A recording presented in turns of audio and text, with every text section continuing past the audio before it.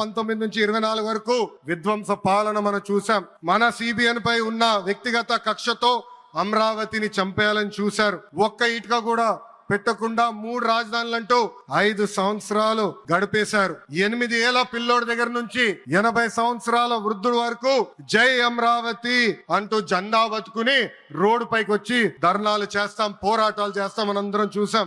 జై అమరావతి అన్నందుకు రైతులకి సంఖ్యలు వేశారు. జై అమరావతి అన్నందుకు మహిళా రైతుల్ని పోలీస్ బూటులతో తన్నిచ్చారు. జై అమరావతి అన్నందుకు రైతుల్ని ఏకంగా పేడ్ ఆర్టిస్టులు అన్నారు. ఎన్ని అరాచకాలు చేసినా అమరావతి రైతులు తగ్గేదే లేదన్నారు.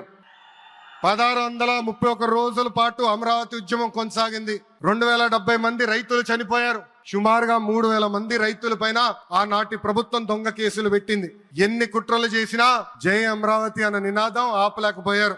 అయినా ఆపేదానికి పీకేదానికి అమరావతి ఎవరో ఇంట్లో పెంచుకున్న మొక్క కాదు, జనం గుండెల్లో దాచుకున్న ప్రజా రాజధాని.